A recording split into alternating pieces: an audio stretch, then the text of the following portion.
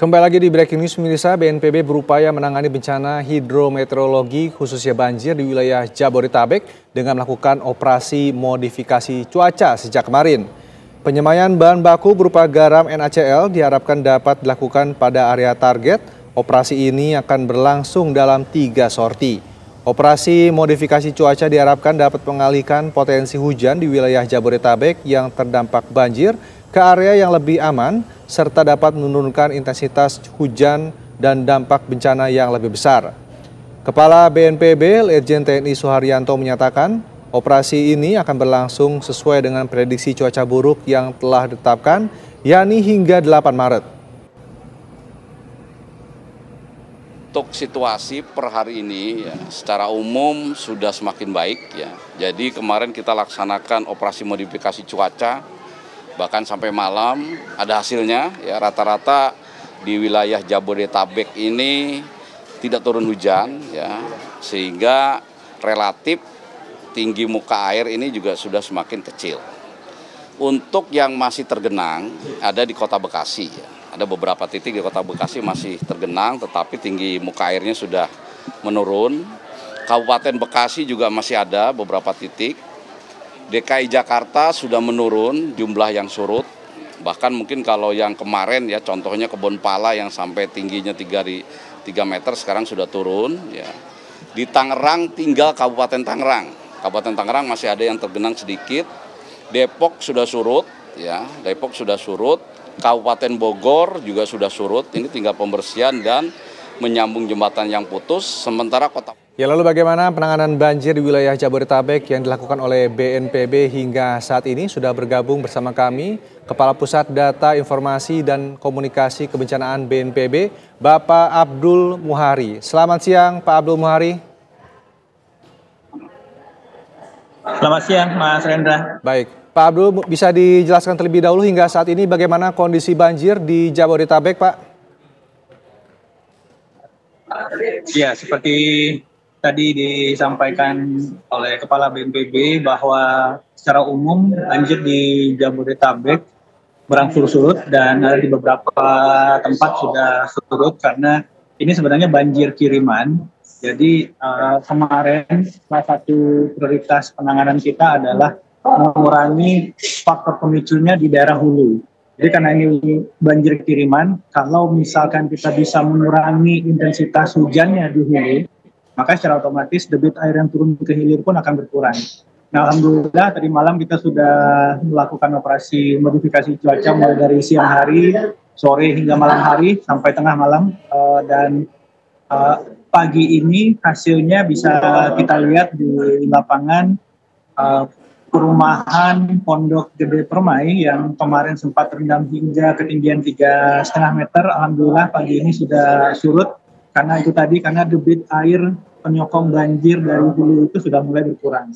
Nah, untuk itu BNPB masih tetap akan melakukan modifikasi cuaca ini sampai tanggal 8 karena menurut perkiraan BMKG puncaknya sebenarnya ada di tanggal 6, jadi kita lewati 2 hari supaya benar-benar fase masyarakat bisa kembali ke rumah dan membersihkan kembali rumah mereka yang saat ini masih banyak terendam lumpur itu bisa optimal. Dan tanpa mengurangi ketersediaan logistik tentu saja, karena tentu saja masyarakat yang saat ini beribadah puasa di bulan Ramadan masih tetap harus dipenuhi kebutuhan berbuka puasa dan sahurnya, dan kita tadi melihat di lapangan belum ada mungkin di sekitar sini warung yang buka. Ini juga masih akan dilengkapi oleh BNPB, jadi gudang logistik BNPB di Jati Asih itu tetap membuka dapur umum untuk memenuhi kebutuhan buka puasa dan sahur masyarakat di sekitar Jati Asih, Pondok Gede Permai, dan Galaksi. Mas Rendra. Baik, jika tadi Bapak katakan ini sebagian besar wilayah yang terdampak banjir ini sudah mulai surut, lalu untuk fokus penanganan bencana BNPB ini ada di wilayah mana saja, Pak? Fokus penanganan kita saat ini masih di Bekasi, kota Bekasi, Kabupaten Bekasi, dan Kabupaten Tangerang yang dilaporkan masih ada sedikit genangan berangsur surut. Sedangkan di tempat lain, Depok, Bogor, dan DKI masih ada beberapa, tapi sudah tertangani dengan baik oleh BPBD DKI. Jadi fokus kita saat ini Kabupaten Kota Bekasi, Kabupaten Tangerang, dan juga kita menerima laporan ada di Karawang. Karawang ini masih kita koordinasi secara intensif. Dari laporan terakhir yang kami terima jam 10 tadi juga mulai berangsur surut. Jadi memang ketika faktor pemicunya kita kurangi intensitasnya dengan operasi modifikasi cuaca, kita harapkan kondisi di bagian hilir itu bisa kita kendalikan, Mas Rendra. Baik, Pak Abdul, mungkin tadi selain modifikasi cuaca, tapi apalagi upaya penanggulangan yang akan dilakukan oleh BNPB, Pak, terutama nanti untuk mencegah hal ini terulang lagi ke depannya, Pak?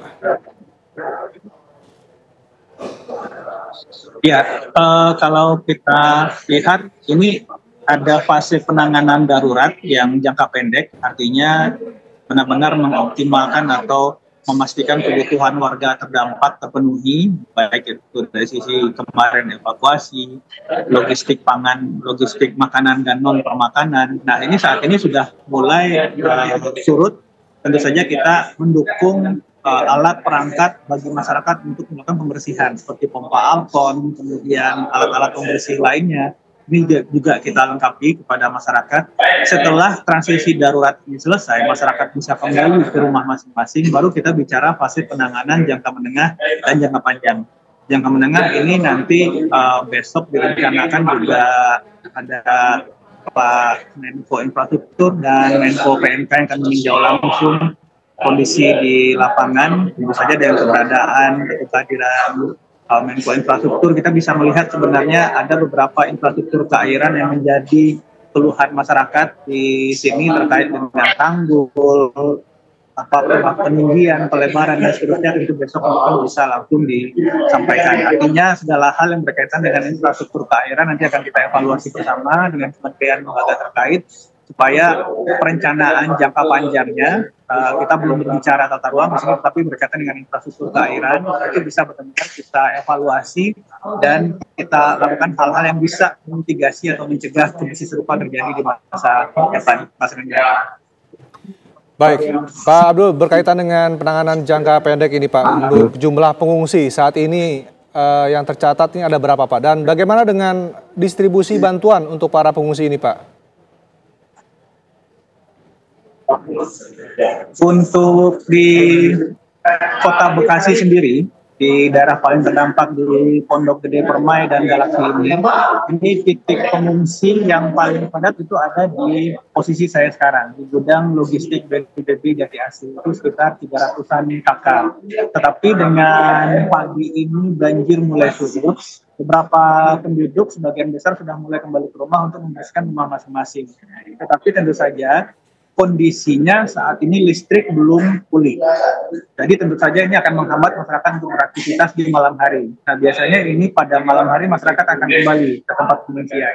Jadi tempat pengungsian di gudang logistik ini akan tetap kita buka sampai 3-4 hari ke depan untuk memastikan bahwa masyarakat yang saat ini terdampak rumahnya sudah bisa dibersihkan dan sudah bisa ditempati kembali, listrik sudah bisa menyala kembali, dan fasilitas-fasilitas lain seperti air bersih dan seterusnya sudah bisa mengalir ke tempat masyarakat. Meskipun saat ini air bersih tidak ada masalah, tetapi kendalanya saat ini adalah listrik belum bisa dinyalakan karena faktor keamanan. Ini mungkin menyebabkan pada malam hari nanti mungkin ada penambahan jumlah pengungsi, tapi itu sudah diantisipasi. Kita ada dapur umum di sini, ada petugas yang standby 24 jam sehingga kebutuhan logistik masyarakat baik itu permakanan maupun non permakanan kita pastikan bisa terpenuhi dengan baik. Mas Rendra. Baik, Pak Abdul, untuk berkaitan dengan koordinasi dengan BMKG ini diperkirakan cuaca buruk ini masih akan terus terjadi hingga ke depan. Lalu ini imbauan apa nih Pak untuk para warga yang di daerah-daerah yang terdampak ini, terutama apakah nanti masih harus mengungsi atau bisa kembali ke rumahnya seperti apa Pak?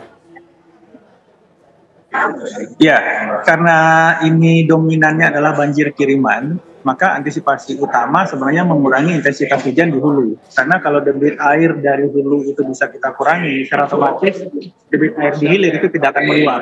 Nah, saat ini fase tanggap darurat ini kita melakukan modifikasi cuaca 3-4 sorti per hari mulai tanggal 4 sampai tanggal 8. Dengan asumsi referensi dari BMKG itu puncaknya dari tanggal 6. Kemudian 9-10 kita akan off dulu sesuai kemudian perakiraan dari BMKG mulai tanggal 11 sampai tanggal 18 Maret kita akan mulai kembali operasi modifikasi cuaca untuk mengurangi intensitas hujan di hulu.